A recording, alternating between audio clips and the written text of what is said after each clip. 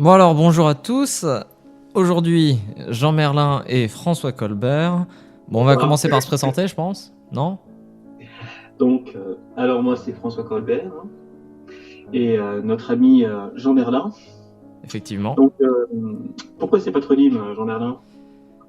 Ben alors, pour moi, Jean Merlin, c'est un prénom français, donc c'est quelque chose Ah auquel oui, je tiens. Donc Jean, un prénom français. Donc, bien évidemment, c'est des patronymes, hein. Et d'accord. Merlin, parce que c'est un personnage que j'aime beaucoup de la littérature arthurienne. Voilà. Et donc toi, François Colbert, pourquoi François François, Colbert? pourquoi François? François Ier déjà, hein. C'est un peu ceux qui ont fait la France, hein, j'en passe, tous ces monarques. Bon. Sans oublier Colbert. Colbert, c'est qui? C'est le ministre de l'économie le plus efficace que je connaisse, celui du 14. Et donc, Et donc il ça me faut paraît pas préciser mal. une chose pour commencer quand même, hein. Alors oui, il Je faut pense parler des sources quand même, parce que, alors, on va qu'il faut parler de parler. pas mal de choses, C'est-à-dire mais il faut qu'on qu'on parle parle. de nos Elles sources. sont légitimes pour parler ou pas? Voilà. C'est ça la question. Alors, on n'est pas légitime, hein, voilà, ça, On n'est pas faut le légitime. On est préciser. d'accord. On n'est pas légitime, ça c'est sûr. C'est-à-dire qu'on a, Pourquoi on n'est pas légitime? Parce bah, qu'on n'a pas d'expérience. voilà, on n'a pas d'expérience et on n'est pas connu surtout. Donc Bon, à on est partir de connu, là, on a 20 ans de vécu. Voilà, pour que vous voyez à peu près ce que c'est. Voilà ce qu'on a. c'est à peu près ça. Notre seule capacité, c'est la recherche pour l'instant. Voilà. La Donc recherche, avoir des sources. des sources. François Colbert, Et tes sources. alors, quelles sont les sources? Déjà, on va commencer par les médias. Les médias, parce que c'est l'actualité. C'est la chose qui nous concerne le plus dans l'espace et dans le temps, il faut le savoir. Donc, nous, on va être clair avec vous dès le début. En vous basant sur France 2, franchement, c'est pas une source qui, selon nous, est vraiment fiable. Dans le sens où on sait bien que c'est une chaîne publique, donc influencée. Et pour commencer, nous, on recommande la radio, pour ceux qui aiment plutôt écouter, Spoutnik. Alors, Spoutnik, c'est une radio vraiment qui est très centrée sur la géopolitique, souvent, mais Radio aussi sur russe. les débats de société, comme la PMA, etc., etc. Et surtout, vous avez une voix agréable, parce que moi-même, ce sont des femmes qui sont pour la plupart d'origine russe, donc elles font un effort pour bien parler français. Elles sont, si vous avez l'occasion de regarder leurs vidéos, elles sont quand même agréables, hein, à vue d'œil. À contrario de France Culture, hein. Les niveaux restent à désirer, hein. C'est sûr que les gelées russes, c'est plutôt pas mal. Ensuite, qu'est-ce que t'as quoi d'autre à on nous a- proposer? Bon, là, c'était plutôt tout ce qui était médias. Après, bon, il y a quand même une émission intéressante. Là, je vais plutôt parler de. Là, on va rentrer pour étudier le passé, parce que le passé, c'est important. Pour comprendre le présent, vous diront certains. Vous avez La Marche de l'Histoire, qui est quand même pas mal, de Jean Lebrun, même Oui, si. oui. Bon, c'est Même plutôt pas 2000 mal. ans d'histoire aussi, hein. 2000 ans d'histoire, Oui, anciennement. le 2000 ans d'histoire, mais qui n'est plus diffusé Oui, aujourd'hui. anciennement 2000 ans d'histoire et nouvellement la marche de l'histoire. Et on quand même de s'appuyer sur des livres en histoire. Et surtout, particulièrement, je recommande deux auteurs, Numi Fustel de Coulanges et Dumézil, parce que ce sont vraiment. Parce que toutes les périodes sont intéressantes, mais dans notre monde moderne, je pense qu'il est essentiel de retourner vers des historiens qui nous exposent les sociétés anciennes, les valeurs anciennes qui sont vraiment le terreau de nos pays, en fait. Voilà, bien La évidemment. France, un terreau plutôt, on va dire, indo-européen. À présent, oui, donc on peut éventuellement aussi présenter Contre-Culture. Donc c'est une radio. La radio Et d'Alain surtout, Soral, voilà, faut une préciser. édition d'Alain Soral, qui est quand même quelqu'un qui a un sacré vécu, que ce soit dans la mode, dans la politique, en sociologie, qui fait de la sociologie Alors profonde. on fera, je tiens à préciser tout de suite, on fera une future vidéo sur Alain Soral pour dire chacun ce qu'on en pense. On a des avis qui divergent plutôt là-dessus. Ensuite, quoi d'autre comme média? Ouais. Après, on a. Ouais, bon, c'est tout ce que j'avais à dire en termes de sources. C'est hein, tout ce que tu bien as à sûr. dire en termes de sources. Bon, alors moi j'ai des sources un peu différentes. Et Donc puis, lui, enfin, je tiens à le préciser, c'était pas dans le but de le couper, mais notre cher Jean Merlin est très. Bon, son côté alchimiste, on va dire, fait il a quand même un très bon niveau en sciences dures, quand même, une bonne connaissance des sciences dures, et il a cette capacité, justement, de vous les expliquer de manière ludique, accessible et démocratique, en fait, parce que. voilà, c'est-à-dire que le véritable problème de la science, si tu me laisses continuer là-dessus, la science est inaccessible aux gens et même les chaînes de vulgarisation scientifique restent plutôt compliquées et même plutôt inaccessibles pour la majorité des gens. Alors, Agréable à voir voilà. aussi, quand même. Oui, ça n'a rien à voir aussi niveau qualité, bien évidemment. Je Moi, n'oserais pas il a fait critiquer connaître des d'autres DVD, personnes, des mais DVD bon, voilà. Alors, au niveau des sources, alors moi, mes sources, principalement, alors j'ai différentes sources. Alors, par rapport à la littérature, je vous recommande les livres de Laurent Oberton, parce que Laurent Oberton est quelqu'un que j'apprécie beaucoup. C'est-à-dire quelqu'un d'un peu mystérieux, certes, mais surtout qui a, selon moi, une très bonne écriture. C'est quelqu'un qui écrit très très bien et surtout qui source Oui, énormément, énormément, énormément, énormément. Il a et là, des c'est pages et quelque des chose pages et qui des parle pages de depuis, sources. Et des sujets très très intéressants, hein. Immigration, insécurité, bon, ça c'est plutôt pas mal. oui, Ensuite, bien sûr. Par rapport à ce que dit Jean Merlin, bon, moi, j'ai peut-être pas le même regard sur Overton, mais c'est pas le sujet d'aujourd'hui. c'est pas le C'est quelqu'un sujet. qui, dans le relatement des faits, est très précis et très concis. Oui, ça c'est C'est vrai. Il est très très exact en fait. c'est vraiment dans le relatement des faits. Après, les causes, c'est un autre débat. Mais Les pour les causes, c'est un conséquences, autre c'est débat. quelqu'un qui est Mais vraiment voilà, c'est quelqu'un qui est performant. très très efficace. Ensuite, en deuxième source, je citerai du coup Pierre-Yves Rougeron, donc pour moi qui est la meilleure source de géopolitique que nous avons en France, et donc le Cercle Aristote qui organise différentes conférences. Mhm. Donc Pierre-Yves Rougeron, quelqu'un de très très intéressant, parce qu'il a une très bonne vision justement de la géopolitique internationale, nationale. C'est un très bon patriote et donc un très bon ami, car tous les patriotes sont des amis, tout simplement. Et d'ailleurs, Trump disait que l'avenir était aux patriotes. Hein, donc, Oui, voilà. c'est Et pour donc rien. Pierre-Yves Mais Rougeron et tout le cercle Aristote en général, qui est plutôt ouvert, vraiment très très intéressant comme source, notamment leurs conférences, on vous incite à y aller, renseignez-vous sur internet, cercle Aristote. Ensuite, au niveau économique, je tire mes sources principalement de Pierre Jovanovic. Donc Pierre Jovanovic qui est un très bon économiste qui avait commencé en 2008 après la crise des subprimes et qui du coup c'est parle pas que, hein, beaucoup il en est ce moment, vraiment, hein. il aborde plusieurs sujets. Plusieurs Et sujets, hein. pour compléter quand même les sources qui ont été données en géopolitique, on a quand même l'échiquier mondial qui passe sur RT, qui est vraiment Oui, voilà. Qui est un peu plus accessible aussi d'ailleurs que Pierre-Yves très bon Rougeron. enseignement, notamment sur c'était très intéressant ce qu'ils ont fait sur la crise de Hong Kong, etc. Et aussi sur le groupe Visegrad en Europe. Et pour compléter aussi, en termes d'information économique, on a Olivier Delamarche qui est quand même quelqu'un qui a un franc-parler et qui rend vraiment l'économie comme une science accessible. Voilà, je dirais même que Pierre Jovanovic et François Delamarche sont très complémentaires. Écoutez les deux et vous aurez une très bonne vision de l'économie mondiale du moment. Les gens parlent de la réalité, c'est ce qui importe. Oui, voilà, bien évidemment. Et alors, niveau justement chaîne scientifique, parce que je tiens à vous en parler, voilà, c'est-à-dire qu'on ne peut pas se déclarer scientifique ou aimant les sciences et sans citer ses compères, hein, je pense que ça paraît évident. Alors, Entracte Science, si vous voulez de la science vraiment dure, de la paléomamamologie, hein, donc de la science par exemple des mammifères, et Entracte Science fait vraiment des vidéos qui sont destinées à des universitaires, hein. Très sincèrement, c'est de la science dure, très très lourde à encaisser. Donc Entracte Science, c'est un peu le niveau supérieur. Après, vous avez toute l'équipe des zététiciens, donc la zététique, c'est, on va dire, l'art un peu de douter de pas mal de choses, mais de manière scientifique. Donc c'est toujours très très intéressant. Et donc, grand zététicien, d'ailleurs le chef enfin le chef, le dirigeant un peu des zététiciens, en tout cas la figure de proue des zététiciens, qui est Latron Chambier, qui fait d'ailleurs plein de conférences, plein de vidéos, et donc très très intéressant du point de vue de la logique et de la pensée. Et en dernière chaîne scientifique, je recommanderais Hygiène Mentale, qui fait des très bonnes vidéos, notamment sur les sciences sociales, qui sont quand même importantes dans notre société. Donc voilà, niveau sciences, c'est tout ce que j'ai, et niveau sources aussi. Pour reprendre les sources que citait Jean Merlin, c'est essentiel, surtout dans les sciences sociales, d'avoir une hygiène mentale, c'est-à-dire parce que ce sont des sciences où on peut facilement raconter n'importe quoi. Oui, Voilà. très sincèrement, oui, on peut très très facilement dévier et raconter n'importe quoi, ça c'est clair. Donc, alors par rapport d'ailleurs au mode de pensée, alors François Colbert et moi-même avons des modes de pensée légèrement différents, donc François, vas-y.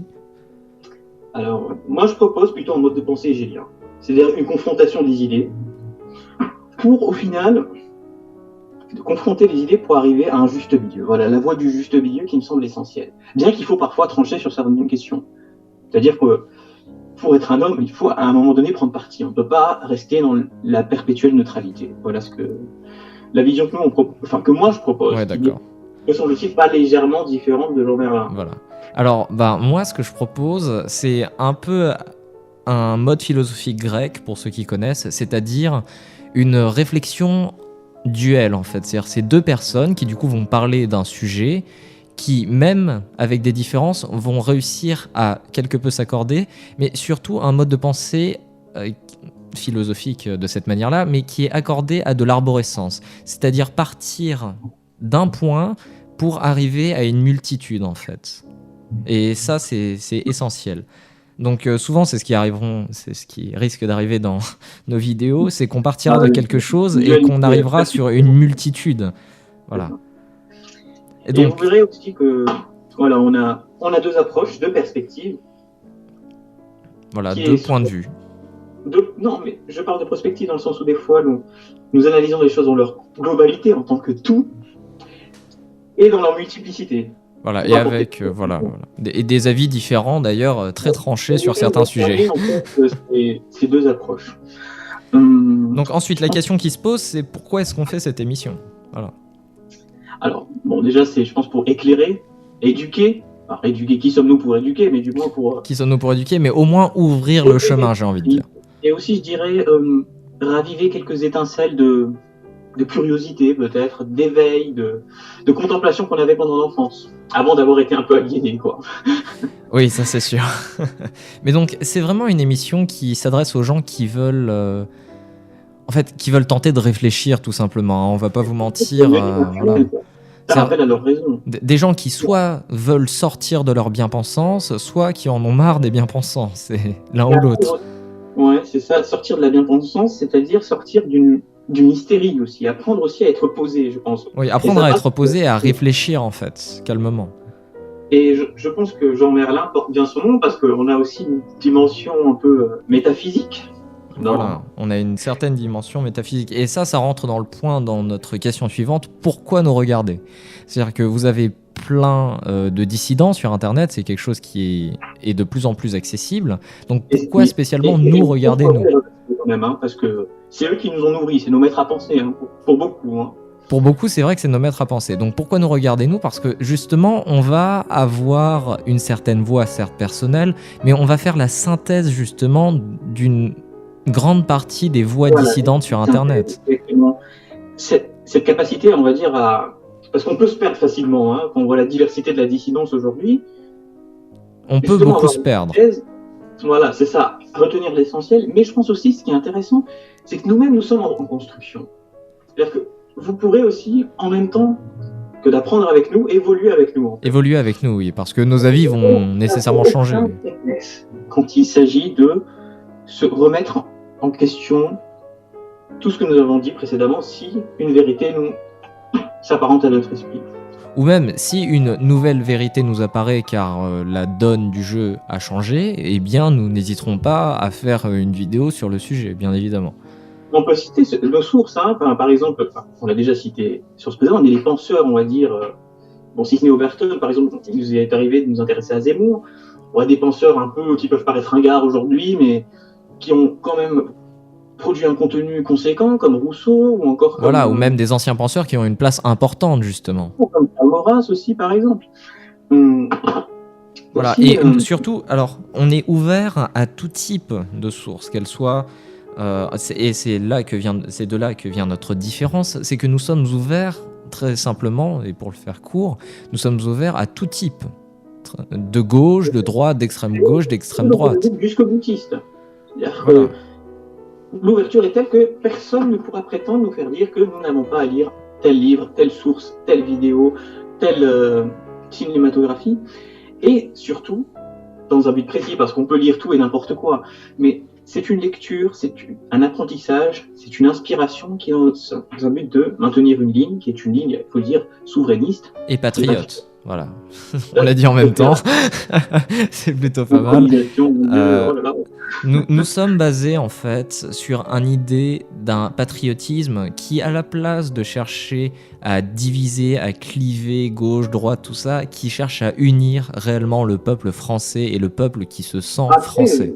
En toute sincérité, il y a déjà des organisations qui le font. Oui, il y a déjà des organisations qui le font, mais pas de la même manière. Il y a une organisation qui fait qu'il faudrait justement des d'autres organismes qui puissent, je pense, aller dans la même direction. Voilà. Et aussi notre grande différence, encore une fois, c'est que nous sommes toujours dans une forme de dualité. Nous serons toujours à deux. Jamais nous ne ferons une vidéo seule, chacun de notre côté, car notre mode de pensée est obligatoirement effectué à deux personnes et dans la contradiction. Toujours dans la contradiction. On a remis en question la contradiction, même si ce n'est pas toujours facile. C'est pas toujours facile, bien évidemment. La fierté qui est en jeu, bien évidemment.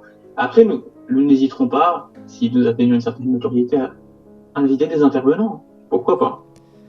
Alors, pour les intervenants, je ne sais toujours pas. Je préfère ne pas me prononcer sur le sujet, j'ai envie de dire. C'est vrai que c'est un peu prématuré. C'est un peu prématuré. Mais soyons ambitieux. Voilà, soyons ambitieux, bien évidemment. Il faut toujours être ambitieux. Donc, une ligne patriote, souveraine, bien évidemment. Et spirituelle, il faut le préciser quand même. Et quoi? Pour revenir là-dessus, spirituelle. Une ligne spirituelle, effectivement. Pas une ligne réellement spirituelle, mais je dirais plus métaphysique, parce que c'est quelque chose qui se perd beaucoup. Et là, j'aimerais recommander des sources. Effectivement, des sources, parce que non seulement la première chose à recommander dans les sources spirituelles, ce sont comme nous sommes dans des pays de tradition chrétienne, les évangiles. Oui, aussi, bien évidemment. L'Ancien Testament et le Coran en lecture complémentaire. Et enfin, venir à des textes plus anciens, peut-être, qui peuvent nous donner une autre approche, avec une présence forte de la nature, comme l'Eda, par exemple. Oui, voilà, des textes polythéistes. Les Védas aussi, qui sont la base des textes indo-ariens, indo-européens. Ou même, je dirais même, les textes sacrés des Indiens, pourquoi pas? Si on peut se les procurer. Pourquoi pas? Voilà. Donc vraiment, nous sommes vraiment ouverts à toute chose et dans une logique aussi, et ça nous différencie pas mal, une logique un peu plus métaphysique que nos compères. C'est ça, parce que on connaît les fléaux du matérialisme aujourd'hui et on ne détaillera pas là-dessus en ce jour même, mais en tout cas une dimension justement qui nous permet de réfléchir avoir une perspective assez large en fait. Voilà, et à une échelle aussi plus grande. Voilà, qu'on se le dise, à une échelle plus grande. Nous ne sommes pas dans la limitation en fait. Voilà, on ne cherche pas à se limiter, on va traiter une très grande variété de sujets avec toujours, et ça je tiens à le dire, on cherchera toujours à être pas dans la discussion de comptoir justement, on cherchera de la précision, mais surtout des idées un peu, pas nouvelles bien évidemment, parce que rien n'est réellement nouveau, mais qui sortent un peu de l'ordinaire, quelque part. De soi, je veux le dire, lui. Voilà, ne pas rester dans sa zone de confort. Voilà, on cherchera pas à rester dans notre zone de confort. On m'a toujours dit que s'il y a une assemblée où il y a un savant et un élève, et que l'élève ne dit rien, c'est qu'il est lui-même savant, ou sinon, qu'il ne sait rien. Donc nous, notre but, ce sera de parler, justement. Ça, oui, bah voilà. Alors, et surtout, je tiens à le préciser maintenant avant de faire une preview du sujet de la semaine prochaine. Alors, cette vidéo vous a peut-être paru, déjà, elle est plutôt longue par rapport à la majorité des vidéos sur YouTube. Là, on est déjà, apparemment, là, je regarde, on est déjà à 18 minutes. Donc, je tiens à dire que ce ne sera pas toujours aussi solennel. Ça c'est clair. Ça, c'est juste que c'est une vidéo d'introduction. C'est-à-dire que quand on arrive... On essaie d'être un peu plus... Voilà. Très rigoureux. Voilà, on essaie d'être... Voilà, étant donné... Selon moi, la présentation est importante. Quand on se présente sur YouTube ou sur Internet en général, il faut être rigoureux, il faut être cartésien, il faut être carré et préciser, vraiment dire aux gens... C'est ça. Voilà. Si vous vous abonnez, qu'est-ce que vous allez avoir? Voilà, c'est réellement ça le sujet de cette vidéo. Donc après, ne venez pas vous plaindre en disant que... Enfin, la critique, nous sommes ouverts à la critique. Nous sommes ouverts à la critique, vous pouvez dire absolument tout ce que vous voulez. La vulgarité, le manque de respect, il n'y a pas de réponse face à ça. Moi, je pense qu'il faut rester courtois en commentaire, voilà, si jamais il y en a d'ailleurs. Se prononcer, mais pas juste pour parler, pour bien dire, quoi. Voilà. Essayez d'élever le débat, quelque part. En subtilité. Tout en subtilité, bien évidemment. La courtoisie, c'est le maître mot. On rajoute un dernier détail sur éventuellement, brièvement, les personnalités relatives à nos patronymes. N'est-ce pas, Jean Merlin, qu'est-ce que vous allez dire sur votre propre personne, sur ta propre personne? Alors, sur ma propre personne, la seule chose que je dirais, c'est que, premièrement, je suis un patriote, convaincu et qui en a un petit peu marre de ne pas être assez représenté, qu'on se le dise. Et deuxièmement, je suis basé sur une réflexion un peu comme Laurent Oberton d'ailleurs, et c'est pour ça que je l'apprécie, sur de la logique pure et dure, qui peut d'ailleurs faire mal, parce que la logique peut faire mal, et la vérité fait très souvent mal, mais sur de la logique pure et dure qui est écartée de tout ressentiment. Voilà. Et François Colbert, dis-nous donc. Je parlerai en prolongation des propos de Jean Merlin.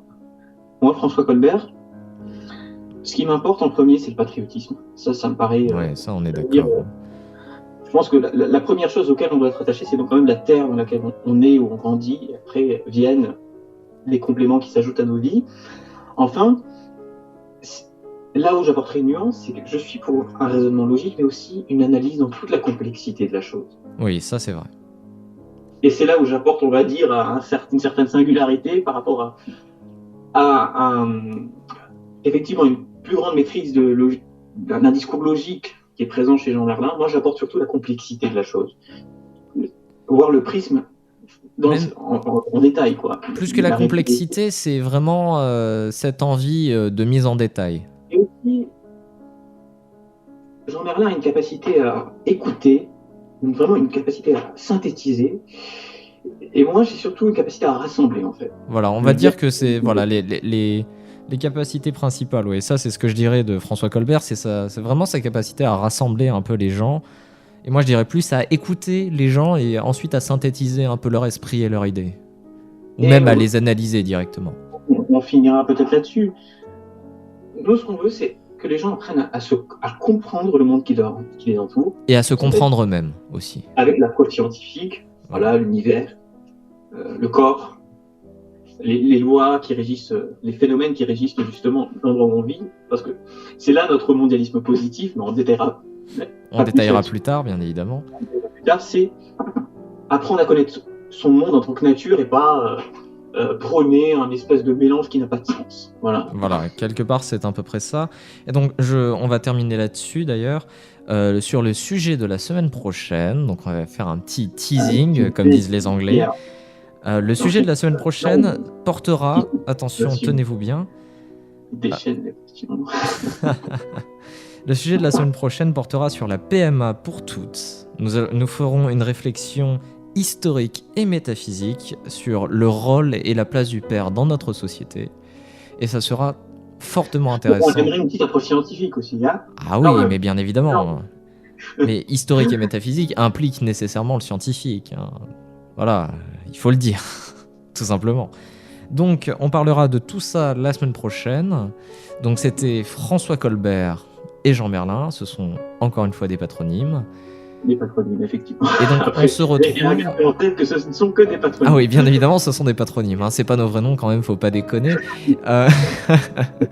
Et donc, si vous le souhaitez, voilà, abonnez-vous, faites ce que vous voulez de votre vie. Mais écoutez-nous la semaine prochaine parce que c'est un débat qui va être chaud.